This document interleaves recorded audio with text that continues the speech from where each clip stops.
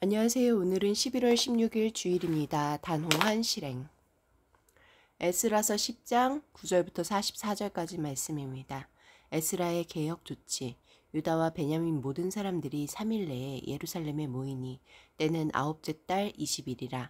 무리가 하나님의 성전 앞 광장에 앉아서 이 일과 큰 비 때문에 떨고 있더니 제사장 에스라가 일어나 그들에게 이르되 너희가 범죄하여 이방 여자를 아내로 삼아 이스라엘의 죄를 더하게 하였으니 이제 너희 조상들의 하나님 앞에서 죄를 자복하고 그의 뜻대로 행하여 그 지방 사람들과 이방 여인을 끊어버리라 하니 백성의 반응. 모든 회중이 큰 소리로 대답하여 이르되 당신의 말씀대로 우리가 마땅히 행할 것이니이다.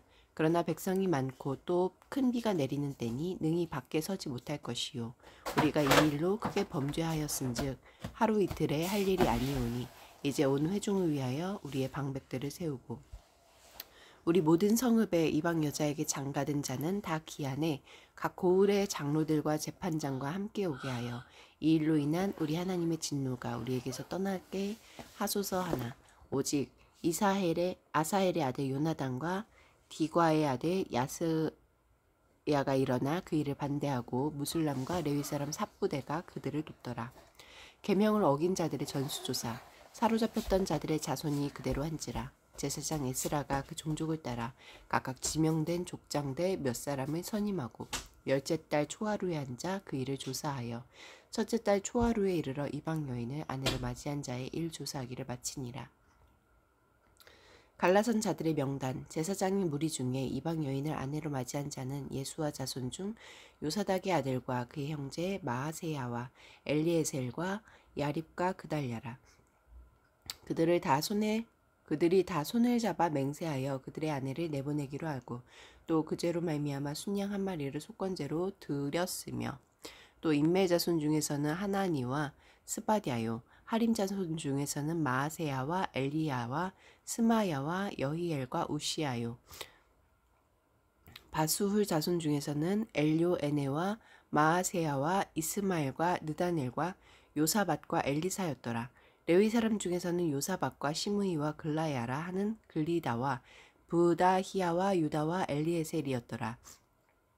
노래하는 자 중에서는 엘리야십이요 문지기 중에서는 살룸과 델렘과 우리였더라. 이스라엘 자손 중에서는 바로스 자손 중에서는 랴마와 이시야와 말기야와 미야민과 엘르아살과 말기야와 브나야요. 엘람 자손 중에서는 마따냐와 스가랴와 여히엘과 압디와 여레뭇과 엘리야요. 사뚜 자손 중에서는 엘요에네와 엘리야십과 마따냐와 여레뭇과 사박과 아시사요. 베베 자손 중에서는 여우아난과 하냐냐와 사베와 아들레요. 바니 자손 중에서는 무술람과 말룩과 아다야와 야숲과 스알과 여레못이요. 바핫 모압 자손 중에서는 안나와 글랄과 브나야와 마아세야와 마따냐와 부살렐과 빈누이와 문하세요. 하림 자손 중에서는 엘리에셀과 이시야와 말기야와 스마야와 시므온과 베냐민과 말룩과 스마랴요. 하숨 자손 중에서는 마뜨네와 마따따와 사박과 엘리벨렉과 여레메와 문하세와 시므이요. 바니 자손 중에서는 마아데와 아므람과 우엘과 브나야와 베드야와 글루히와 와나와 무레못과 에리아십과 마따냐와 마뜨네와 야아수와 바니와 빈누이와 시므이와 셀리에메아와 나단과 아다야와 막나드베와 사세와 사레와 아사렐과 셀레미아와 스마랴와 살룸과 아마랴와 요셉이요. 느보 자손 중에서는 여히엘과 마따디야와 사밧과 스비네와 이또와 요엘과 브나야더라. 이상은 모두 이방 여인을 아내로 맞이한 자라. 그 중에는 자녀를 낳은 여인도 있었더라. 가문별로 이방 여인과 결혼한 사람들의 명단이 기록됩니다. 그들은 하나님의 백성, 하나님 백성의 거룩함과 정체성을 지켜내기 위해 이방인 아내와 그 자녀를 내보냈습니다. 9절부터 11절까지 말씀에서 나에게 주시는 교훈은 무엇입니까?